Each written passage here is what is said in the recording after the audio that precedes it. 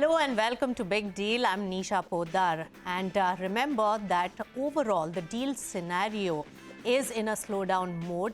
And lots of deals which were active earlier are right now finding it difficult to really consummate. So we are seeing essentially a slowdown in the overall deal environment. But certainly there are pockets which are doing well.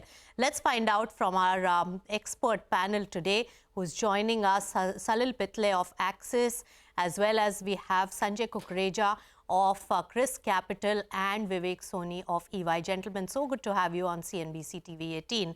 Now, my first question to Vivek, of course, EY has documented the number of deals, the deal volumes, and what's working and what's not working at the moment. From the report, Vivek, help us understand those figures and what is the trend that you're seeing from these numbers in terms of how much is the slowdown and are we seeing any signs of pickup? Sure. Firstly, thanks, Nisha, for having me over. It's always a pleasure to come on the show. With regard to your specific observation, yes, the reality is that this year we have seen a slowdown compared to the last year. Last year had the advantage of cost of capital regime, which was fairly benign till March and April. And after that, there were compelling opportunities, especially on the M&A side, as a result of which, M&A activity was quite pronounced last year compared to this year. We had the large HDFC twin merger, which took the numbers up to almost $143 billion as far as M&A activity is concerned. Even if you were to exclude that, at $70 billion, it was almost 15 to 18% higher than 2021. When we look at the same period between 22 and 23, excluding the HDFC deal, in these first 4 months, we are almost 50% now of what levels we had seen in 2022. And the slowdown is largely on account of sectors like financial services and infrastructure, where deal activity is significantly below what was seen during the same period last year. On the private equity side, too, there is almost a 20% reduction in deal volume value of the deals in Jan to April 23 vis-a-vis 22. And that we believe is largely on account of the bid-ask spread between the buyers where they want to dilute or sell at and the sellers in terms of what multiples they want to pay, given the new regime we have as far as cost of capital is concerned and other reasons because of which business risk premium have risen more than what they were in 2021. Right. So we have seen a few good years in the past, and on all fronts, we have seen even startup IPOs working well. So let me pick all these aspects one by one. So Salil, when we talk about the overall M&A deal scenario, what are you seeing at the current moment in terms of action? And also the equity market window has caused a lot of block deals. So Nisha, thanks for having me here. On the M&A side, I think one clear observation that we have, especially over the last couple of years, is, the constituents of M&A who are really driving M&A transactions today. I think in the Indian context, private equity as the entire set of potential and new buyers has emerged in a very big manner. And I think they are an important element of where businesses eventually land up with. We have seen numerous typical growth PE funds eventually also getting out into a buyout mode. And I think we're seeing more and more of such players inside this. So I think that's one clear trend that is available. What resultant outcome of this also is that given that private equity players do also have a finite timeline within which they would continue to own businesses. So there has been, churn of business ownership even within the private equity. So I think so that's one clear trend that is coming out. The second trend on M&A that we do see, and this comes out a little bit out of the whole startup ecosystem that we are talking about, is that there has been a funding winter in the startup sides, wherein private, because of the funding winter, essentially growth capital has not been easily forthcoming. But we do see a lot of corporate India wanting to see opportunities towards acquisition of some of these players. Right. So that's really in the M&A side. On the public market side, and coming to this question, yes, there's been a lot of block deals. We've seen some phenomenal sizes which have happened in the last 15 days time, in the last 1 month or so. Yes. Good quality secondary market interest from long only funds, both domestic Yes. and foreigners. Yes. Foreign money in India has come in a very big way. And Yes. this is a precursor to the fact that deal activity on equity capital markets also starts going up. We just finished the transactions for Mankind where, my colleague Sanjay from ChrysCap was there. So we've had Mankind, Nexus, and the likes who have all gone ahead and raised a reasonable amount of capital in the market today. And what we do see in terms of action around that too is that there are a fair amount of players now who are going to try and tap the markets over the next few months. So we're quite bullish about some of the private market activity that you will see in the public markets too. All right. So public market action and ECM trades continuing to do well, especially with equity market window provided. That's a big takeaway, Salil, that the pipeline is also looking strong. But let me now come to Sanjay. Sanjay, lots of things happening. People were talking about funding winter in the startup space. But of course, today is the day that you have also announced the investment of $100 million in Lenskart. Would you like to talk about that? It's also an opportune time when many startups are struggling. So how much is your stake now with this investment? And what is the valuation at which the fundraise has been done, Sanjay?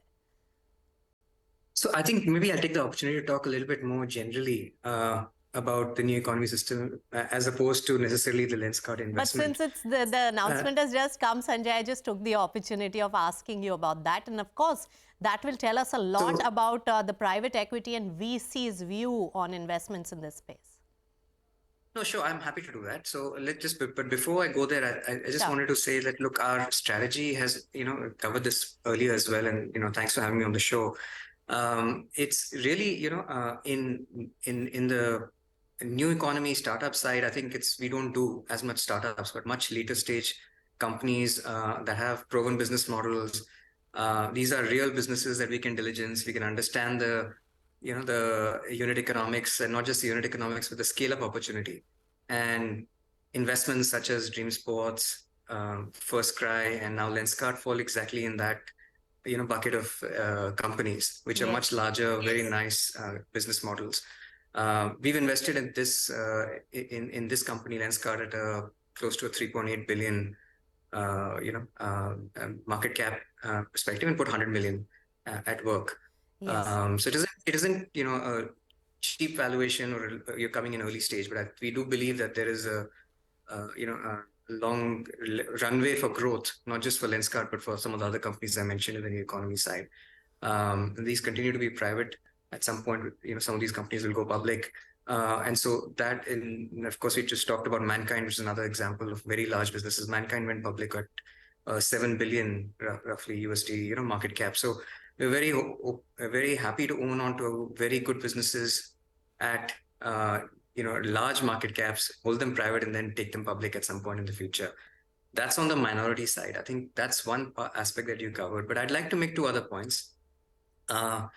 Another point would just be, this whole trend that we're seeing in the private equity side towards control deals. And that's something that was called out earlier as well. In our own pipeline, roughly in the first decade, we had almost zero, like literally 0% control. Last decade's been like 30%. And if I look at my current pipeline, roughly 50 to 60% of our deals that we're looking at are controlled transactions. So it's a very meaningful shift. And this is happening because, of a variety of different reasons. I'll cover that. But if you look at the Western world and, buyout markets in the US and Europe, they have already moved, significantly towards control. They're all sort of 80, 90% controlled transactions. India is moving very significantly and very quickly towards that direction. And partly it's because Indian entrepreneurs are willing to sell businesses. The cultural stigma associated has come off. Next generation transition, may not necessarily be willing to work on the same businesses. A lot of people want to look at new economy in businesses, or want to look at try their hands as VCs or angel investors themselves. And so don't necessarily want to continue running a business. And then finally, availability of leverage has also had a play in this.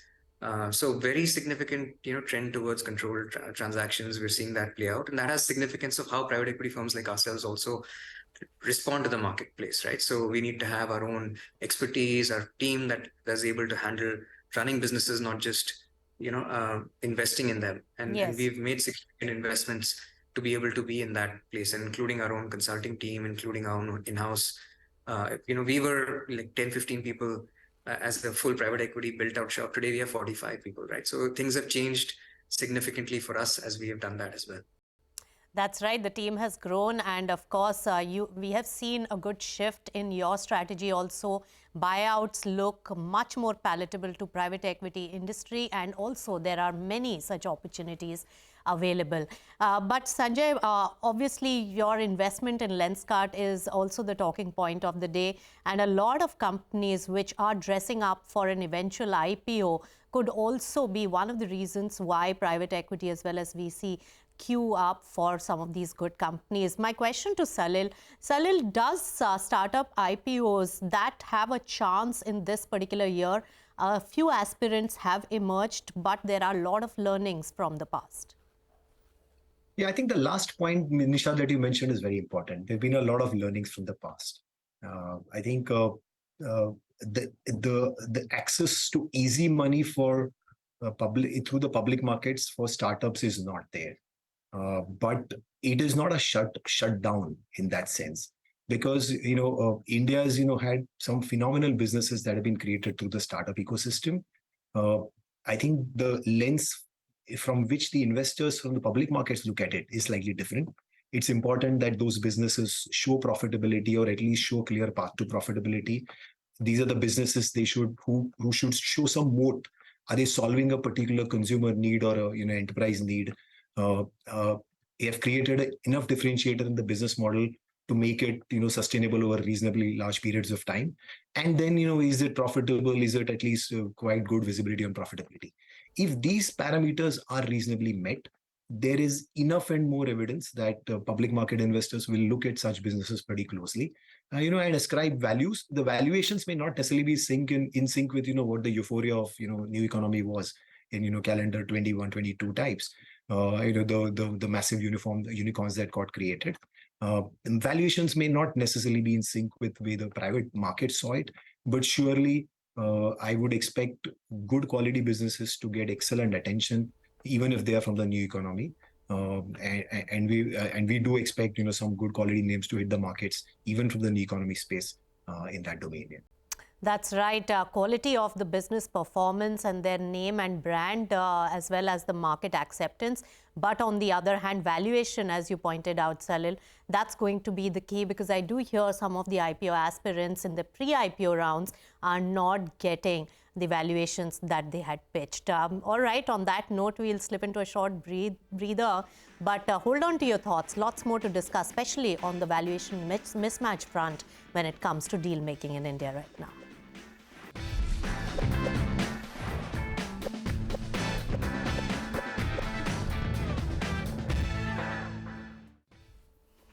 Welcome back. You're watching Big Deal, and we are discussing the deal flow at the moment and the factors affecting it. Vivek, Soni, so we discussed how the deal flow has slowed down, but there are, of course, areas and avenues and pockets of opportunity that the deal makers like yourself are taking. How are you seeing the private equity as well as the VC action overall? Because we've seen some exits through block deals. And of course, investments could look very attractive because the valuations had actually lowered.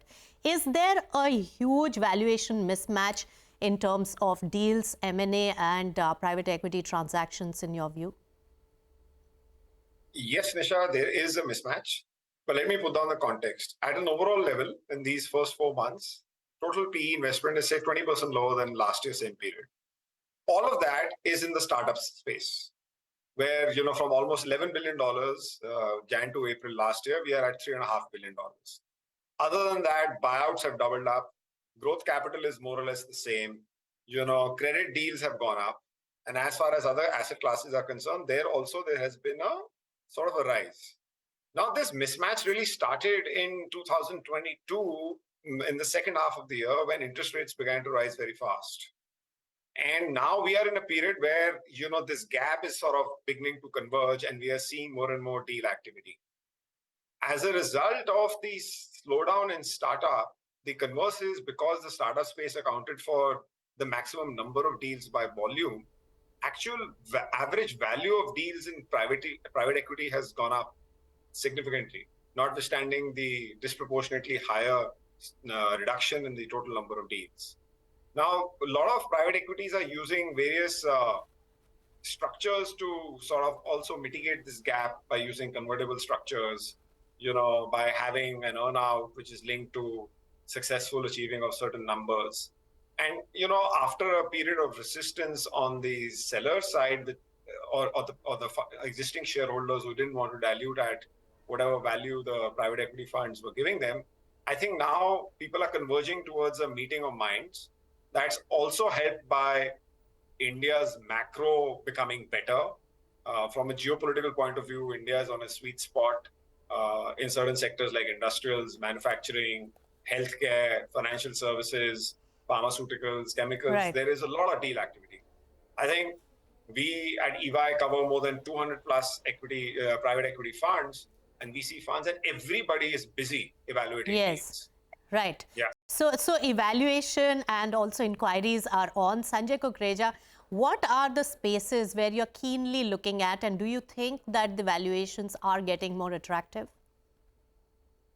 So, I feel like some of it Vivek covered, but, financial services, for example, is in a very sweet spot. We're seeing, businesses in the balance sheets in the pink of health. Corporate balance sheets have already sort of restructured. Retail lending, we're seeing very strong pickups. Lending collections have been very strong. So when you factor both these things in, you're seeing very strong profit growth. Even if I look in our portfolio, we're seeing companies actually doubling profitability in the last 2 years, right? And continuing in traction for the next, a year or two is very, very strong. So, really like financials at this point. We've also looked at healthcare quite a bit, both on the pharma formulation side, but also hospitals and on the delivery side. And that's another area where I think sanity in terms of just bringing together, the CapEx rationalization has happened, and now businesses are, as they're getting filled up, the return on capital of these these hospitals and chains are actually very, very strong. Yes. So we're seeing that expansion, and frankly, the healthcare index probably has outperformed more than double relative to the BSE in the last 2 years, etc. So I think the trend could likely continue because there's more legs to it. Financials, there's more legs to it. I think IT, we're seeing a little bit of a slowdown in our portfolio, as well as if you look around, when you talk in the industry, clearly the effects of, recessionary sort of dialogues and is spilling over to business. And so you may have slowing growth, still in growth mode in the IT services side, but you could have somewhat slower trajectory there. So it's a little bit of a mixed bag, right? There is general slowdown. I think you've seen slowdown in consumer durables and appliances side from the results that are coming out. You're seeing that across the board as well, right? So you might get some better pricing in those things, but the business momentum also is not that strong. But sectors like financials, healthcare, very, very strongly placed. Of course, new economy also continues to do well. All right. So some of these pockets and financial services, I think in housing finance, we've seen enough and more action, including insurance, and especially hospitals have become a very, very attractive proposition for private equity. But Salil, Pitale, I have two questions from you, and very quickly because we are running out of time. So first, the investor behavior. I've heard that the roadshows internationally are not getting very good response for everybody. So how is the investor behavior at this point and the trends that you're likely to see? And the second bit, REITs and INVITs, are we going to see a lot of action there? No, the first one, I think, Nisha, things are changing. I would not say that people are not getting the response. People are just being selective about what they want to be in.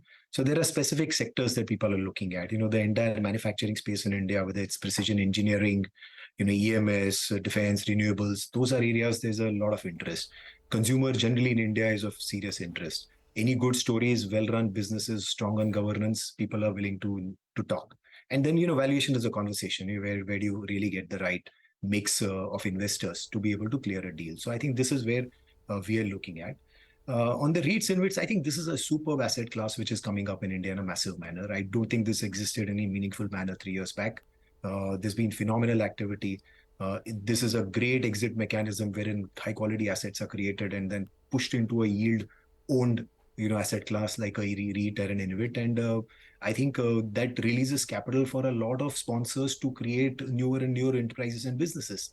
And I think people are loving the fact that in a REIT I'll get a whatever an 8% yield plus a capital upside, and an InvIT I'll get a 10-12% yield, and I can pare down my ownership on it.